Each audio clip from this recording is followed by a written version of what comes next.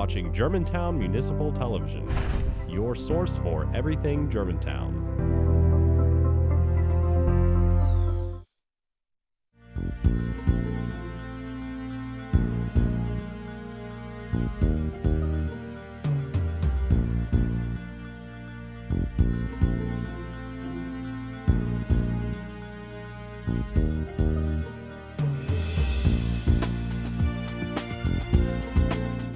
Hello, and welcome to On the Beat on Germantown Municipal Television. I'm your host, Rodney, Deputy Chief of the Germantown Police Department. On this show, we will provide you, the viewers, with a look behind the scenes at policing in Germantown and introduce you to some of the men and women who work hard to keep Germantown one of the safest cities in Tennessee. We also hope to provide information related to public safety in a manner useful to our entire community. Today, I'm glad to welcome Barbara Schmitt and Genie Swan, representing Lutheran Church Charities and one of their comfort dogs, Job. They will be sharing about Job's mission to bring comfort to those who have experienced tragedy or who may be in need. Later, we will speak to the Germantown Police Reserve Officers Gabriel and Lawson Horton about the department's Reserve Officer Program and its benefit to the community. Finally, we will speak to Assistant Chief Jeff Abeln from the Collierville Police Department about how our departments work together to keep our community safe. But first, I'm honored to welcome Job, the comfort dog, and his handlers, Barbara and Genie, to the show. Ladies, welcome. Thank you. Thanks for having us. And welcome to Job. Thank you for joining us. We work with the dogs sometimes in our business, and they're a little bit different, I guess, in their mission. Recently, we met you all and Job at one of our Coffee with a Cop events. Yes. And we're excited to have you guys on and talk a little about Job and his mission. So, having said that, tell us a little bit about Job. Well, Job is a comfort dog, which is different than a service dog. He has over 2,000 hours of training. He's not a pet, which makes him a little different than a normal therapy dog. But we go to hospitals and nursing homes and Alzheimer's. We do preschool for autistic children, and just are out in our community. We do some homeless events, Room in the Inn and Calvary Rescue Mission.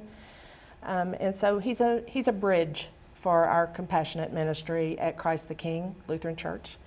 And he just provides a calming influence for those that we visit with and try to help.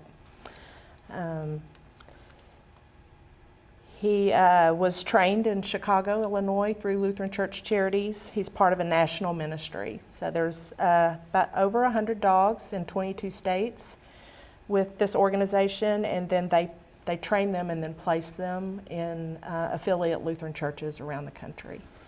And I know there are different kinds of service dogs or therapy dogs, and hearing about the comfort dog is, speaks to, a need that you may see in some kind of tragedy or an incident, or what kind of situations might Job be of assistance? Absolutely. He goes wherever we're invited. We never just show up. But nationally, they have used the dogs at Sandy Hook, the Pulse nightclub shootings, the police officer shootings in Dallas and Baton Rouge, and most recently, they sent 17 dogs to Las Vegas after the shootings there, and they were invited to go to the 911 call center to just provide a little comfort for those that you don't see in the forefront, the people that actually took the calls, and they were very well received there and spent over a week there. So it's not just maybe people directly involved, but with an incident, but also what you mentioned, first responders, and I think that's something that in our profession we may not think of sometimes. What's a typical reaction when Job shows up at an event or in response to a situation? He'll do this right here. He will lay down. And he has a very calming influence on people. Studies have shown that your heart rate goes down when you pet a dog. You feel anxieties fall away. He's very good because you can confide in him and he won't tell anyone. So he's very good with children who may have undergone abuse or people who have trouble opening up about what has happened to them. And that in and of itself is a healing process that he helps with. And I know he's very well behaved, and he certainly is very good at what he does. It must take quite a bit of work. Can you speak about what goes into maybe how long it takes to train him, and also not just him, but also for you all and other handlers? Sure. Job was trained from the time he was 8 weeks as a puppy. They use all golden retrievers, by the way, because they're easily trained and their demeanor is such that they just pretty much love everybody. But we got Job at he was 16 months old when we got him. So they train from 8 weeks to about 16 months. And then after they're placed, we go up there for our training. He knows about 40 different commands, 40 to plus, that help him do his job to get him in positions like front and back and rise, and he'll do a lap, and he's so we have to know how to do that. And one of the funny things is when we went to get him, we would tell him something that was probably wrong, and he would look at us like, that's not right. So we're constantly trying to hone our skills and keep him in tip-top form, both physically and emotionally. When he takes his vest off, he has a blue vest that he wears working, and when his vest is on, he knows he's working. When he takes his vest off, he's just a dog, a well-behaved dog, but Right. just a dog. He loves to run and play ball, and he has a wonderful caregiver family, another family from our church that he lives with. Okay, that's great. That was one thing I wanted to cover. I know that a lot of questions we get about our canines and police services. Where do they go when they're not working, or what do they do? And so Right. you kind of touched on that. Where does Joe live, I guess, when Yes. he's not working? He has a wonderful home with a great big yard, a loving family, and so he can run and play ball.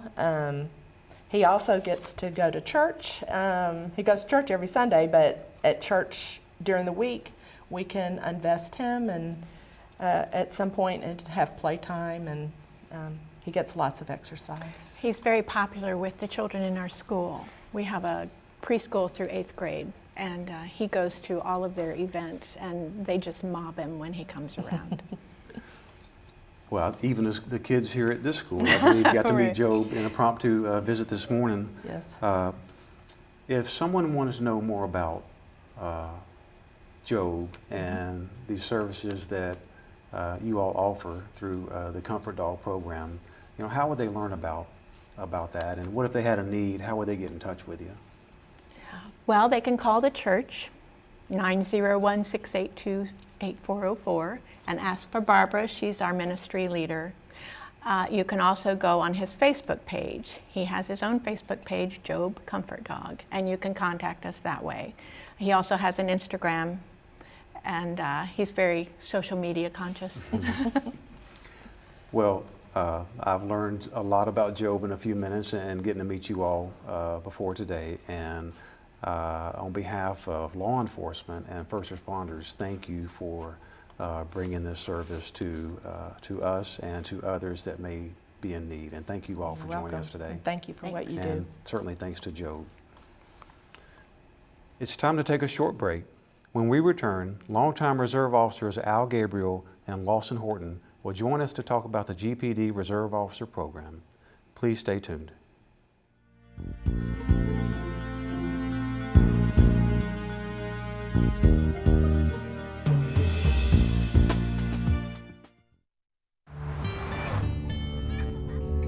They say that when you're facing extreme danger, your life flashes before you. If you think that's sad, consider facing it before you even have enough life to flash before your eyes. Deaths and injuries can be prevented by using the right car seat. Visit safercar.gov/the-right-seat to know what is appropriate for each age and size.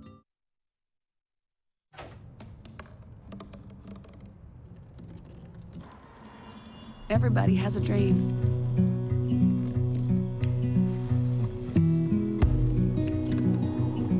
Mine was to see the ocean. And with a little help, I made it.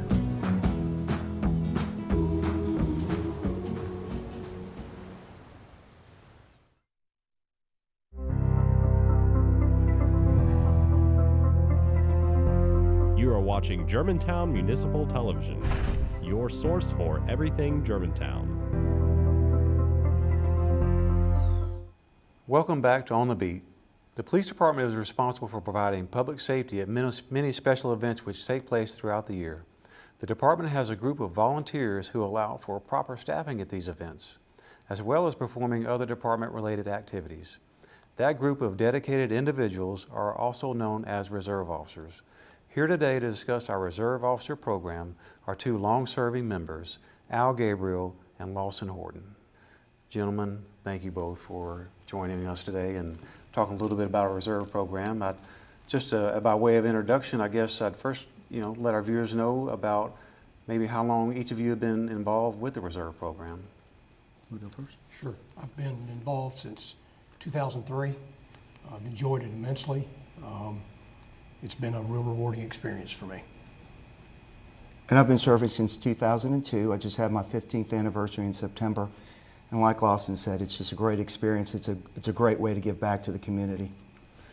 And this certainly isn't your full-time job necessarily, but although you all put in a lot of hours, I would say that. But when you're not doing reserve officer program things, what is it that you do in your career? I'm a Senior Vice President of Human Resources and Administration for a company called Vital Records Control. We store paper records and other magnetic media off-site for disaster recovery purposes and that kind of thing. And I'm a pharmaceutical rep with a company called Boehringer Ingelheim. So basically, what I like to joke with people is I sell drugs by day and I police at night. And that's a good way to put that, I guess. I know that for us in law enforcement, when we get into the profession, oftentimes there's some intangible something inside of us that draws us to service and public service. And I'm curious to what you guys would say to, why get into the reserve program and give up some of the time that you may have around, your own lives? Why get involved? This was an opportunity for me personally to give back to the community. It's also an opportunity for me to explore and experience a particular passion that I've always had in my life. It's become a police officer. Even though I can't do it full time, this is another way for me to experience that and to enjoy what I do that I really like to do. Likewise, I've had family members who have been police officers in other municipalities. It was something I was always interested in, and it's just been a blessing to be able to be a reserve and give back to this community, because Germantown really does offer a lot to its citizens. So it's just an ability to be able to give back. And I think our residents, our citizens are known for being giving and being involved and being engaged in the business of city government. Mm-hmm. What kind of commitment does it take to do what you guys do to help provide the services that you do for us? We have to put in 196 hours a year. There's several events that are mandatory, such as the Germantown Charity Horse Show and the festival, as well as the 4th of July fireworks celebration. We also are required to initially go through a reserve academy, which is about 4 months in length. And we also were required to achieve 40 hours of training each and every year to maintain our status as reserve police officers, as well as our post-certification. It really sounds like it's a lot more than it is, though. It's really, once you're trained, it equates to about 16 hours a month. And I know that there's no shortage of opportunities to get involved with our department and through the reserve program. What are some of the activities that you guys are able to give back? What events or what do you get involved in? Well, like Lawson just mentioned, the horse show, the festival, 4th of July. Currently, we're doing mall patrols because of the holiday season, just to make sure that people are safe while they're in Germantown shopping, and just checking the parking lots, making sure everything's okay there. Lawson particularly likes to work court on Wednesday evenings. The Board of Mayor and Alderman meetings, things like that. We also have the opportunity to ride with one of the full-time officers, ride patrol with them. And I know that I know what we get from the Reserve Officer Program, and it's literally savings when it comes down to cost. And there's a lot of events in the city that require a lot of resources to make sure those are safe. And I think the citizens, maybe they don't know that, realistically, over a couple $100,000 a year are saved through the Reserve Officer Program and the hours that you and your peers put in. So, and I know we also gain some feedback from the citizens, right? It's an open learning process from those that we serve. But I'd be curious to know, just real shortly, what do you think you've gained from being involved in the program? Me personally, I've gained what a regular law enforcement officer goes through on a day-to-day basis, as well as the makeup of our community. We have such great people out here in Germantown. They're constantly telling us what a good job we're doing, and they're thanking us for our service. Same. And the other thing that I got a really good understanding is how much Germantown really is a servant leadership type of a community, where its citizens step up and lead the way, lead the pathway of how the community is going to grow. Well, thank you for spending just a few minutes with us to educate our viewers about the Reserve Program. That you're highly paid. I didn't mention that, $1 a year. So thank you for that. And it's very timely, because this spring we're going to try to have a Reserve Officer class. And so if anybody has information that they would like to gain from that, I know they can just go to our website, or they can contact our Reserve Coordinator. So first of all, thank you for your service to the community and volunteerism, and thank you for joining us today. Thank you. It's time to take another short break. When we return, Assistant Chief Jeff Abeln from the Collierville Police Department will join us to talk about how our departments work together to keep our community safe. We'll be right back.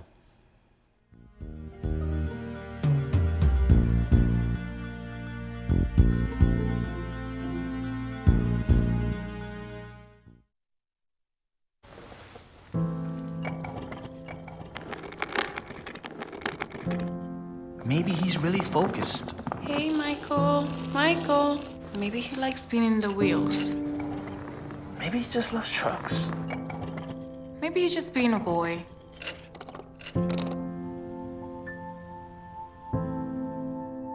Preoccupation with objects is one early sign of autism. Learn the others today. The sooner it's diagnosed, the better. Hey, look, it's those guys. Are you good to drive? I'm fine.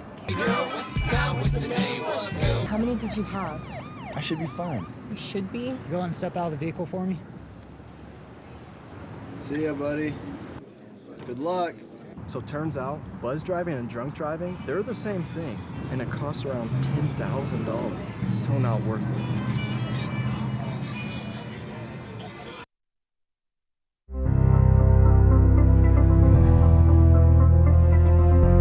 You are watching Germantown Municipal Television, your source for everything Germantown.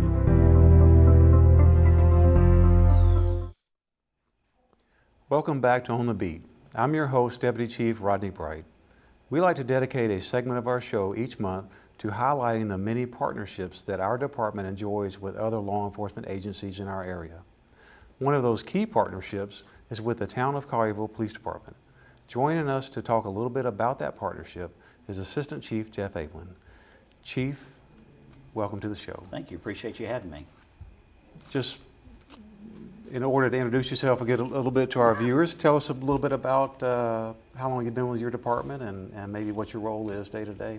Well, I've been with the Collierville Police Department for almost 31 years now, and I'm the assistant chief over operations, which means basically that all the uniform officers and detectives and things, they're the ones that answer to me at the department.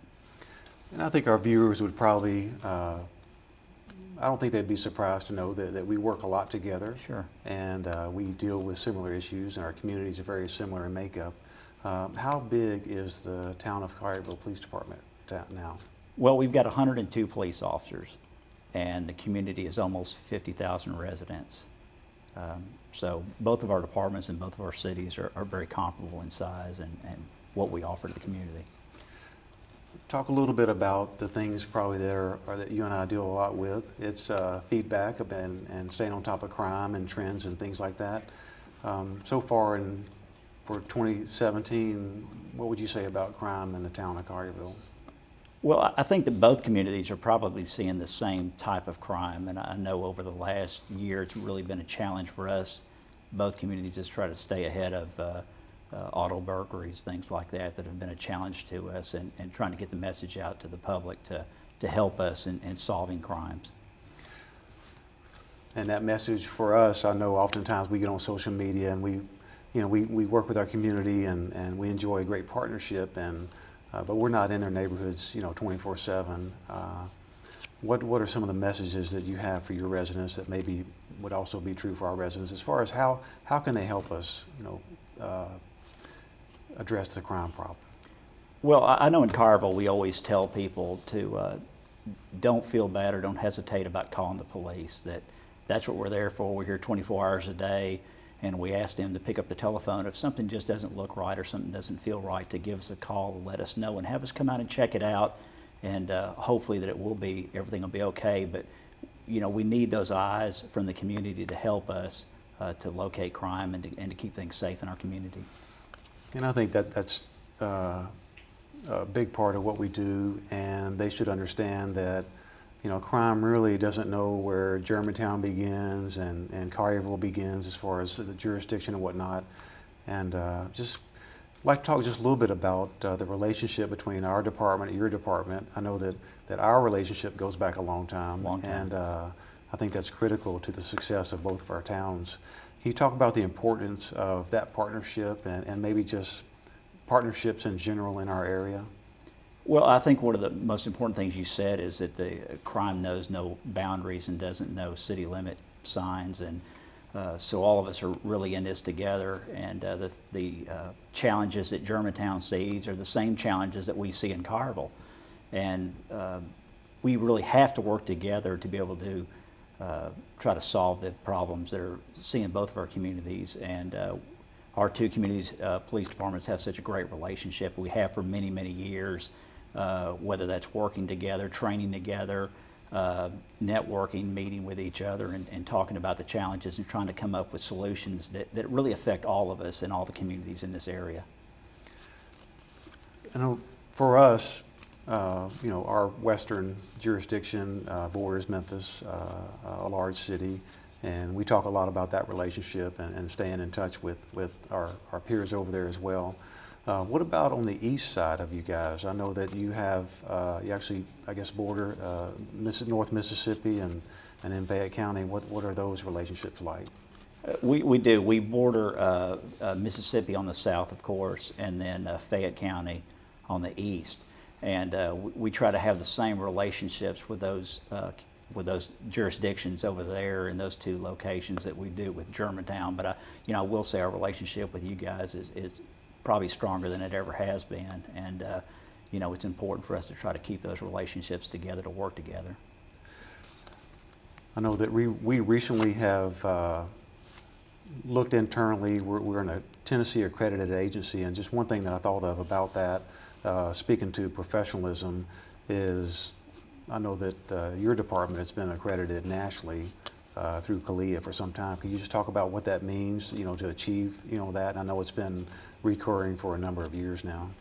Sure. We've been accredited through the Commission on Law Enforcement Accreditation since 1995, and I think it's the same as the Tennessee Law Enforcement Accreditation it sets up those standards of professionalism on how we'll do our job and how we'll conduct business as a police department. And I think any department that takes that upon themselves to go through the accreditation process is showing the community their commitment to professional law enforcement and the community that we're going to do things the right way.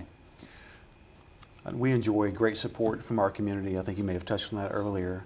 And I know we do a lot of outreach, but we're always looking to learn. Can you speak just a little bit about some of the things that you all may do, that how do you keep engaged with the community, and how are you able to listen to them, or how do you reach out to them and open up the lines of communication when they have issues? And are there any programs or anything that you guys have in place that help facilitate that? Well, I think one of the biggest programs that we have that's really a hit for our department is the Special Citizen Volunteer Program that we have. And these are mostly retired people that have wanted to come into the community and help the police department. And they'd work with things like neighborhood watch programs, National Night Out, shut-in programs for people that are elderly, that are shut into their homes. And plus they help around the police department with allowing police officers to do other things where we're not having to take care of maybe some day-to-day administrative duties. They allow police officers to stay on the street while they perform those tasks. So those 30 volunteers we have been invaluable to the police department over the many years that we've had that program, and it's really been a great outreach into the community. I know that for us, one of the key things is to keeping our community safe and one area that we focus on is our school system. Just briefly, can you talk about that partnership that you guys have with your school system? I'm sure you guys have officers in the schools.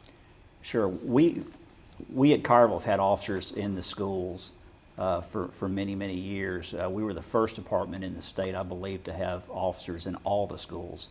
We have them in all the elementary schools, the middle schools, and at the high school.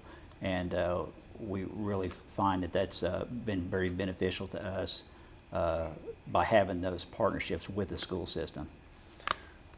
Well, I know that in many ways our city and your town are competitive and what we do, and that's good, and that's all good-natured, but I think it's important for the viewers to know that when it comes to public safety, that the long-term relationship and the communication we have with our leadership, your leadership, down to the officer working the street, I think truly strengthen our entire area as far as safety. And I want to thank you for that, and thank you for joining us and talking just a little bit about that. Thanks for having me. Right, thank you, Chief. That's all the time we have for this edition of On the Beat. Stay tuned to us throughout the year as we spotlight public safety programs and partnerships and bring you interviews with the people who strive to make Germantown a safe place to live, work, and play. If you'd like more information on this show or any other show on Germantown Municipal Television, please visit www.gmtvonline.org. If you have questions about policing in Germantown or topics you would like for us to discuss, feel free to send those by email to my attention at rbright@germantown-tn.gov. We'll see you when On the Beat returns next month.